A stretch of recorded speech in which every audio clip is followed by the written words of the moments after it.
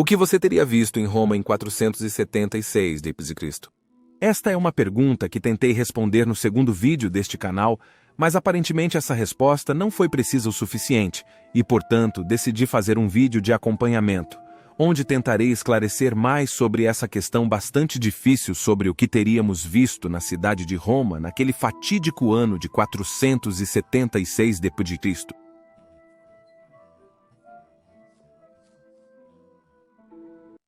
Então, o motivo pelo qual decidi que um segundo vídeo era necessário é que, a julgar pelos comentários, aparentemente muitas pessoas não entenderam aquele vídeo. Este foi o segundo vídeo deste canal, mas infelizmente tive que removê-lo devido a um problema de direitos autorais e o reenviei novamente em uma forma ligeiramente modificada, que você pode encontrar aqui, link na descrição.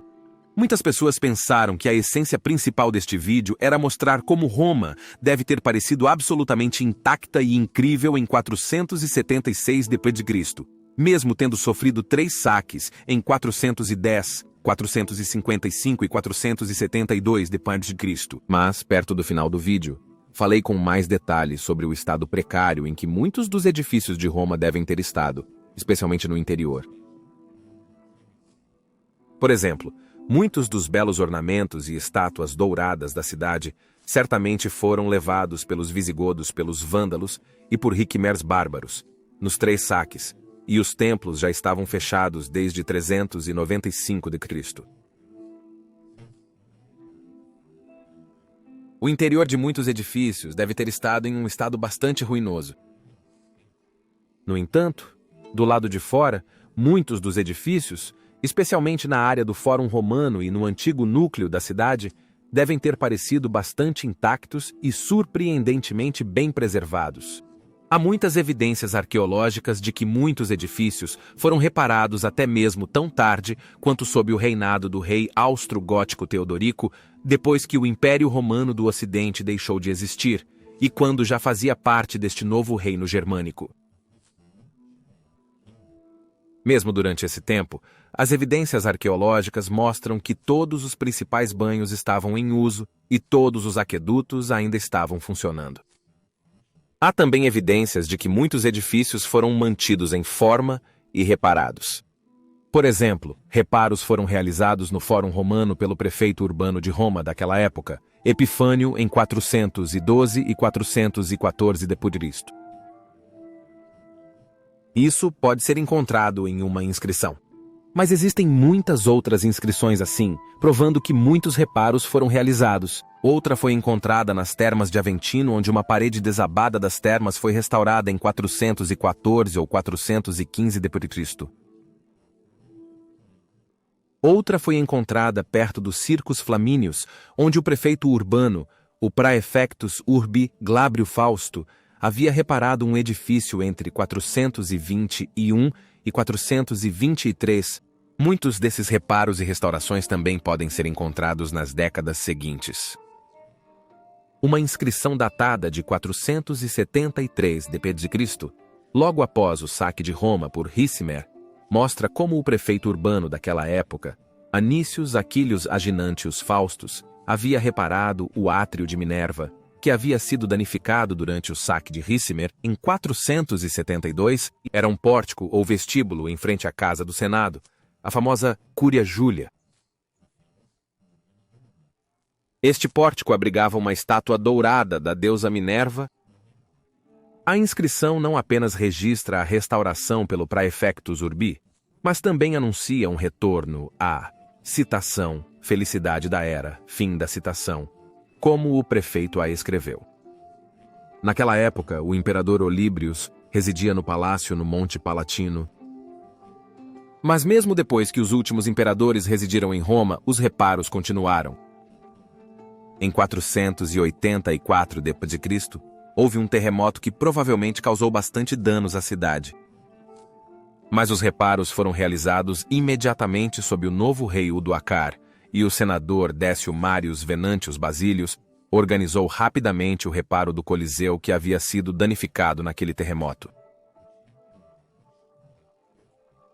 E por favor, Curta este vídeo e se inscreva e também ative o sino para que você não perca nenhum vídeo futuro sobre a fascinante era do final do Império Romano. E se você quiser sugerir tópicos de vídeo próprios, participar de enquetes, fazer perguntas, conversar comigo ou outros entusiastas do Império Romano, ou participar de transmissões ao vivo exclusivas, você pode obter esses benefícios apoiando nosso trabalho no Patreon ou se tornando um membro do YouTube. Graças ao seu apoio, poderemos explorar muitos tópicos diferentes do final do Império Romano.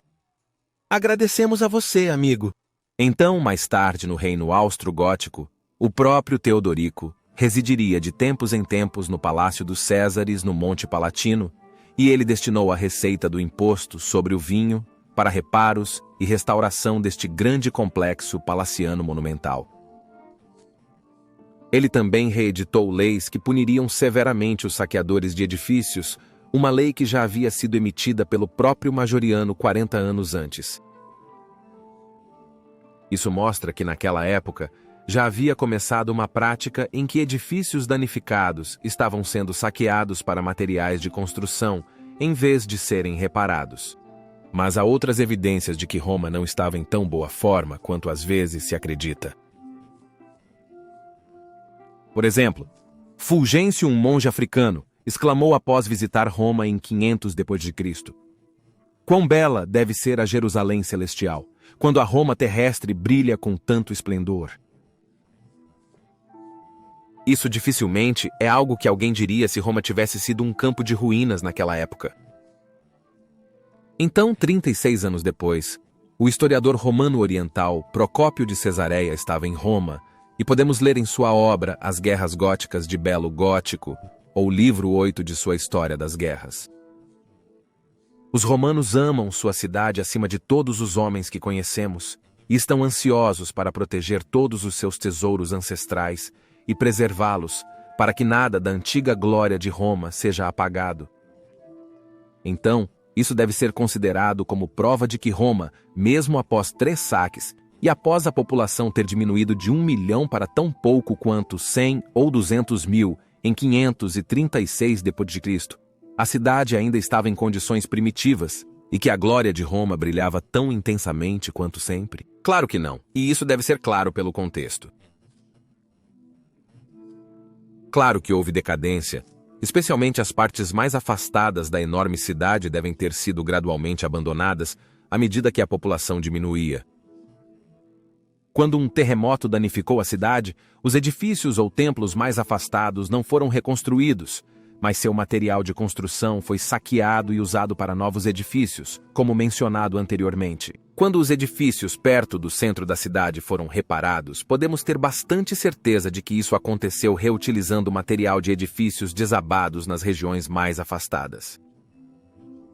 Há evidências arqueológicas não apenas dos reparos que mencionamos, mas também da decadência.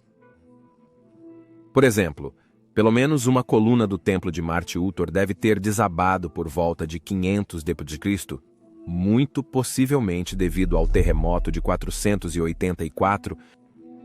Um patrício chamado Décio imediatamente reivindicou a coluna para si, como pode ser encontrado em uma gravação naquela coluna datada de cerca daquela época.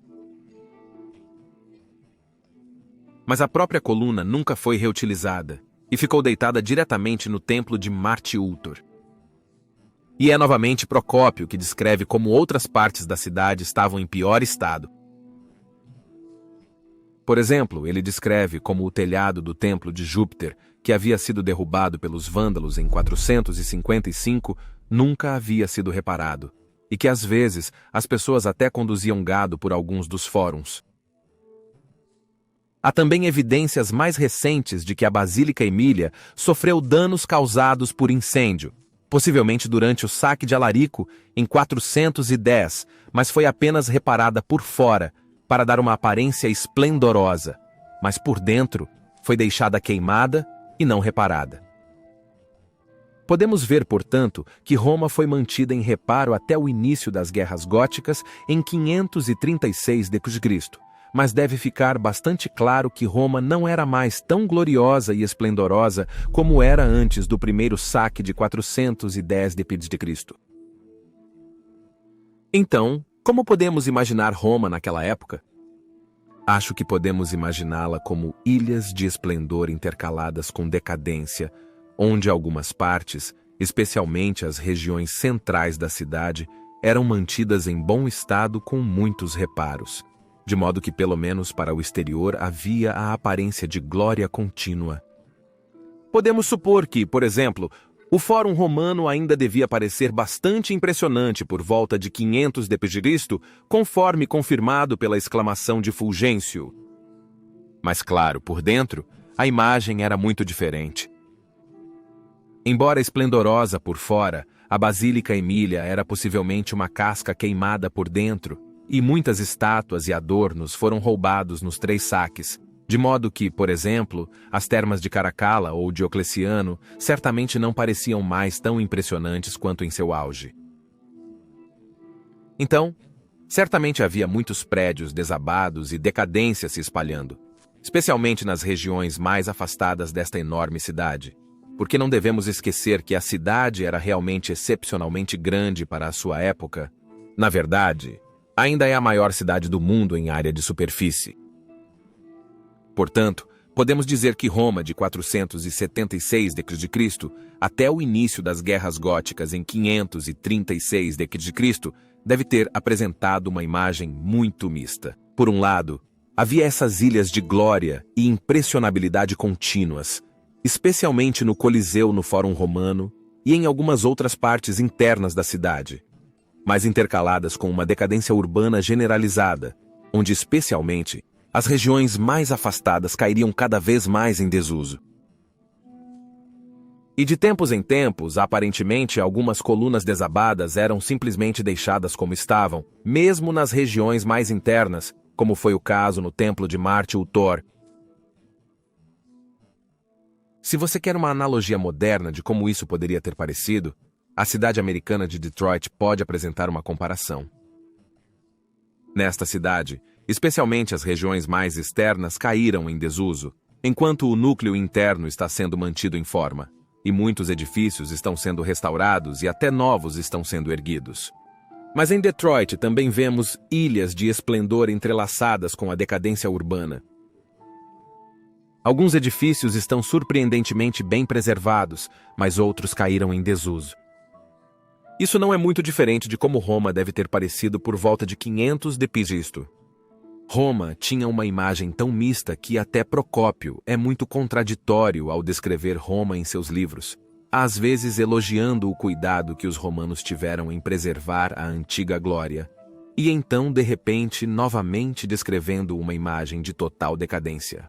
Mas ainda deve ter sido impressionante em partes, senão Fulgêncio não teria comparado a cidade a Jerusalém Celestial tão tarde quanto 500 d.C.